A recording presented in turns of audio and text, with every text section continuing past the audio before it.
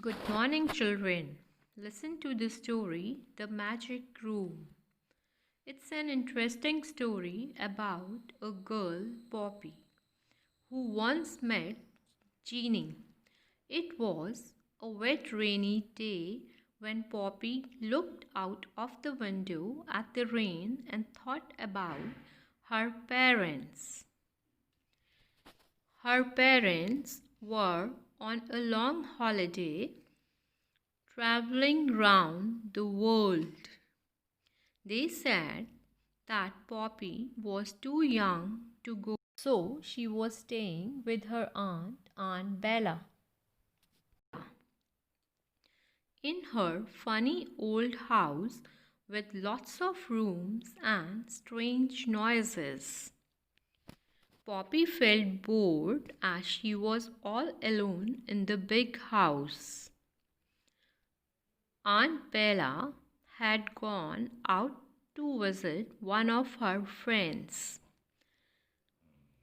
It was now raining hard, so Poppy could not even go out. She went upstairs and stood in front of a locked room. She looked around. A rusted key lay on a small table in the corner. The lock was rusted too. She decided to open the room and go in. Her heartbeat turned fast as she turned the key. It was difficult, but it moved. She heard a click and the door opened as if by magic. Poppy stepped into the strangest room she had ever seen. The walls were decorated with sparkly silver and golden stars and moons, but were changing colors very fast. The furniture was strange too. On the left was a sofa, but it wasn't on the floor. It was hanging in the air and moved around on the ceiling. Poppy sat on one of the chairs lying on the floor in the center of the room. Immediately, the table in front got covered with delicious food, cakes, pizzas, cold drinks, and ice cream. Poppy took a cake and tasted it. Heavenly, a taste out of this world. As Poppy sat enjoying the food, the walls that were changing colors became dark. The room was filled with a light, mysterious darkness. She switched on the gold lamp next to the table. As she did so, she heard a sound whoosh, and the room was filled with smoke. For a while, she couldn't see anything. As the smoke settled down, she saw a figure appear, and then she saw it was a boy. "Hi," the boy said. "I am the genie of the lamp. Who are you?" "I am Poppy," she replied. "But you don't look like a genie."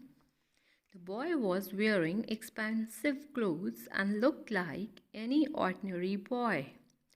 "How would I come to know that you are a real genie?" said Poppy. The boy looked at her and muttered a kind of spell. Hip hop, and suddenly Poppy was in the air on the ceiling. "Okay, I believe you," she shouted. "Get me down." Poppy floated down to the floor and landed softly. The boy asked Poppy if she had a wish that he could fulfill. Poppy replied that she did not have any wish. She paused and said, "I can't tell how lonely I am, and I just don't have any friends." The genie listened patiently and stood up and said, "Well, bye, I must go now." The smoky cloud appeared again, and suddenly he was gone. Then the front door banged and she heard Aunt Bella arriving. "I have got a surprise for you, Poppy," she said. She gave Poppy a box. A strange noise was coming from inside. Poppy opened the box and found a cute little puppy. The puppy looked at her with big eyes and barked hollow. Poppy smiled and felt happy. She went into the garden to play with the puppy.